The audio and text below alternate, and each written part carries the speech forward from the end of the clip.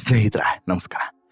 ಈ ರೇಣುಕಸ್ವಾಮಿ ಹತ್ಯೆ ಬಳಿಕ ದರ್ಶನ್ ಮತ್ತು ದರ್ಶನ್ ಆಪ್ತ ಸ್ನೇಹಿತೆ ಯಾರು ಪವಿತ್ರ ಗೌಡ, ಅದ್ರ ಜೊತೆಗೆ ಇನ್ನೂ ಹಳೆಯ ಸ್ನೇಹಿತರು ಇವರೆಲ್ಲರೂ ಕೂಡ ಭಾರೀ ಸುದ್ದಿಯಲ್ಲಿದ್ದರು.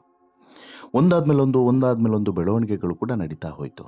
ಸುದೀರ್ಘವಾಗಿ ಕಳೆದ 1 ವರ್ಷ, ಹೆಚ್ಚು ಕಡಿಮೆ 1 ವರ್ಷನ ಇಟ್ಕೊಳ್ಳಿ, ಇನ್ನೇನು 2-3 ತಿಂಗಳಾಯಿತು ಅಂತ ಹೇಳಿದ್ರೆ 1 ವರ್ಷ.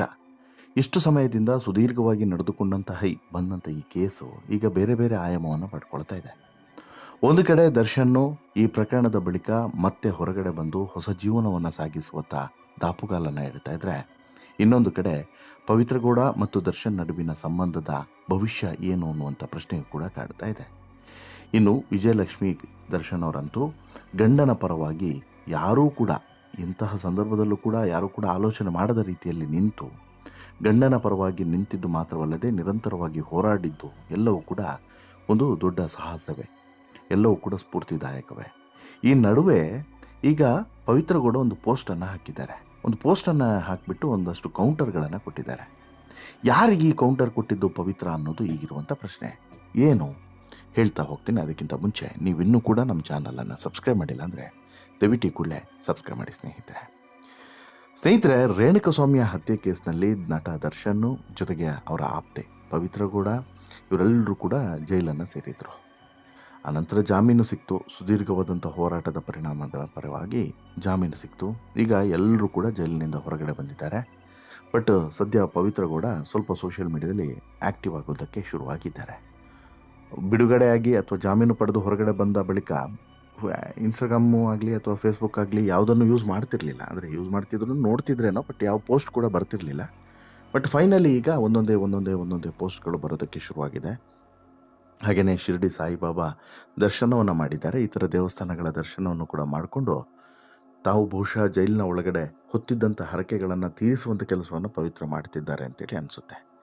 ಇದೆಲ್ಲದರ ನಡುವೆ ಆಗಾಗ ಕೆಲವರಿಗೆ ಕೌಂಟರನ್ನು ಕೊಡುವಂಥ ಪವಿತ್ರ ಗೌಡ ಈಗ ಮತ್ತೊಂದು ಕೌಂಟರನ್ನು ಕೂಡ ಕೊಟ್ಟಿದ್ದಾರೆ. ಅಷ್ಟಕ್ಕೂ ಈಗ ಪವಿತ್ರ ಗೌಡ ಕೊಟ್ಟಿರುವಂಥ ಕೌಂಟರ್ ಸೋಷಿಯಲ್ ಮೀಡಿಯಾದಲ್ಲಿ ಭಾರಿ ವೈರಲ್ ಆಗ್ತಿದೆ. ಅದರಲ್ಲೂ ಕೂಡ ಅಲ್ಲಿರುವಂಥ ಪದಗಳು, ಅದರ ಮೀನಿಂಗ್ ಇದೆಯಲ್ಲ, ಇದು ಯಾರಿಗೋ ಸರಿಯಾಗಿ ಜಾಡಿಸಿದ್ದಾರಲ್ವಾ, ಸರಿಯಾಗಿ ಕೊಟ್ಟಿದ್ದಾರಲ್ವಾ ಅಂಥೇಳಿ ಮಾತನಾಡುವಂತೆ ಮಾಡಿದೆ. ಕಾಣದ ಕೈಗಳಿಂದ ಸಾವಿರಾರು ಕುತಂತ್ರಗಳು ನಡೆದರನಂತೆ ಮೇಲೊಬ್ಬ ಎಲ್ಲವನ್ನು ಕೂಡ ವೀಕ್ಷಿಸ್ತಾ ಇರ್ತಾನೆ. ನಿಮ್ಮ ಕಣ್ಣೀರಿನ ಎಲ್ಲ ಹನಿಗಳಿಗೆ ನ್ಯಾಯ ಕೊಡ್ತಾನೆ ಅನ್ನುವಂತಹ ಭಗವದ್ಗೀತೆಯ ಸಂದೇಶದ ಫೋಟೋವನ್ನು ಪವಿತ್ರ ಗೌಡ ಶೇರ್ ಮಾಡಿಕೊಂಡಿದ್ದಾರೆ. ರೇಣುಕಸ್ವಾಮಿ ಹತ್ಯೆ ಕೇಸ್ ಮತ್ತು ಇತ್ತೀಚಿನ ಬೆಳವಣಿಗೆಗಳಿಗೆ ಈ ಪೋಸ್ಟ್ ಪೂರಕವಾಗಿದೆ. ಯಾರಿಗೂ ಕೌಂಟರ್ ಕೂಡ ನೀಡುವಂತಿದೆ.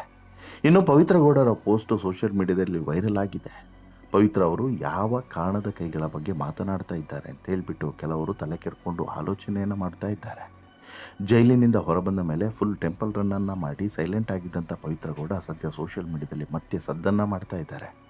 ಹಾಕಿದಂಥ ಪ್ರತಿ ಪೋಸ್ಟ್ಗಳು ಈಗ ಭಾರಿ ವೈರಲ್ ಆಗ್ತಿದ್ದಾವೆ. ಮೊನ್ನೆ ಶಿರಡಿಗೆ ಹೋಗಿದ್ದಂಥ ಸಂದರ್ಭದಲ್ಲಿ ಹಾಕಿದಂಥ ಫೋಟೋಸ್ ಇರ್ಬೋದು, ಈಗ ಹಾಕಿರುವಂಥ ಫೋಟೋಗಳಿರ್ಬೋದು, ಎಲ್ಲವೂ ಕೂಡ ಸಿಕ್ಕಾಪಟ್ಟೆ ಶೇರ್ ಆಗ್ತಿದೆ, ಸೇವ್ ಆಗ್ತಿದ್ದಾವೆ ಮತ್ತು ಇತರೆಡೆ ಅದು ಹರಿದು ಬೇರೆ ಬೇರೆ ರೀತಿಯಲ್ಲಿ ಚರ್ಚೆಯೂ ಕೂಡ ನಡೀತಾ ಇದೆ. ಪವಿತ್ರ ಗೌಡ ಯಾರನ್ನೂ ಕೂಡ ಉಲ್ಲೇಖಿಸಿ ಈ ಸಂದೇಶವನ್ನು ಹಾಕಿಲ್ಲ ಅನ್ನೋದು ಸ್ಪಷ್ಟ. ಬಟ್ ಅವರ ಮನಸ್ಸಿನಲ್ಲಿ ಯಾರ್ದೋ ಒಂದು ಹೆಸರು ಇತ್ತು ಅನ್ನೋದು ಅದರಲ್ಲಿ ಡೌಟೇ ಇಲ್ಲ. ಇನ್ನು ಪವಿತ್ರ ಗೌಡ ಪ್ರಕಾರ ಕಾಣದ ಕೈಗಳು ಯಾರಿರಬಹುದು, ಅವರ ಮೇಲೆ ಏನು ಕುತಂತ್ರಗಳು ನಡೆದಿರಬಹುದು, ಅವರಿಗೆ ಕಣ್ಣೀರು ತರಿಸಿದಂಥ ವಿಚಾರ ಏನು, ಹೀಗೆ ಹಲವು ಪ್ರಶ್ನೆಗಳು ಮುಂದೆ ಬಂದಿದ್ದಾವೆ.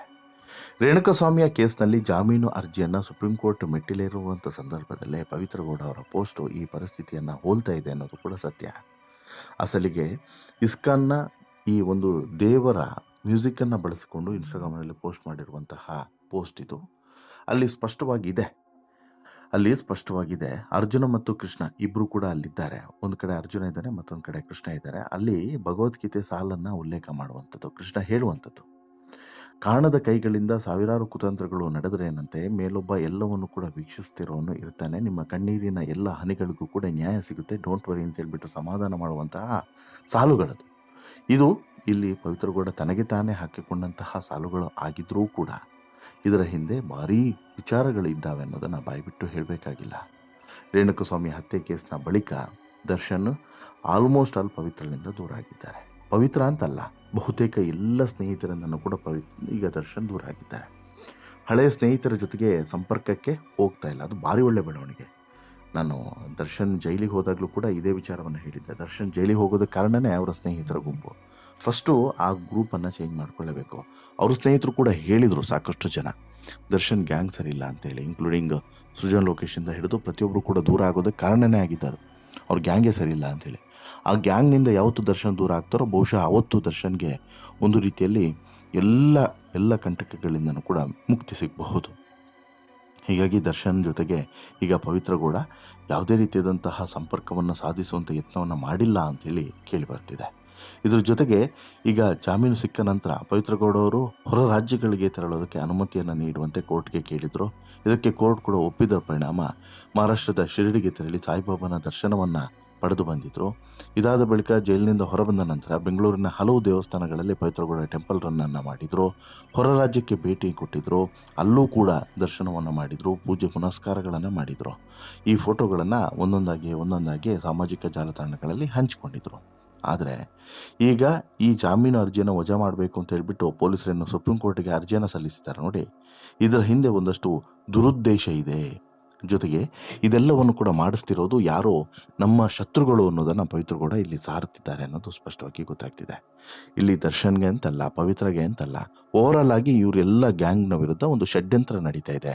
ಯಾಕಂತ ಹೇಳಿದ್ರೆ ಈಗ ಎಷ್ಟು ಕೇಸ್ ಇಲ್ಲ ಸರ್ ಜಗತ್ತಲ್ಲಿ, ಎಷ್ಟು ಕೇಸ್ ಇಲ್ಲ, ಎಷ್ಟು ಕೇಸಿಗೆ ಜಾಮೀನು ಸಿಕ್ಕಿಲ್ಲ.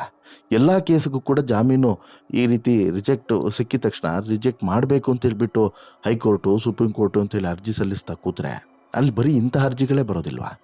ಇಲ್ಲೂ ಕೂಡ ಅಂಥದ್ದೇ ತಮಾಷೆ ಅಂತಲೂ ಕೂಡ ಅನಿಸುತ್ತೆ. ಈಗ ಚಾರ್ಜ್ ಶೀಟ್ ಸಲ್ಲಿಕೆ ಆಗಿದೆ, 6 ತಿಂಗಳುಗಳ ಕಾಲ ಜೈಲಲ್ಲಿ ಇದ್ದೂ ಕೂಡ ಆಗಿದೆ. ಇನ್ನೂ ಕೂಡ ಜಾಮೀನನ್ನು ಕೊಡಬಾರ್ದು ಅಂತ ಹೇಳಿಬಿಟ್ಟು ಯಾರೋ ಒಬ್ಬರು ಹೋಗಿ ಅರ್ಜಿಯನ್ನು ಸಲ್ಲಿಸ್ತಾರೆ.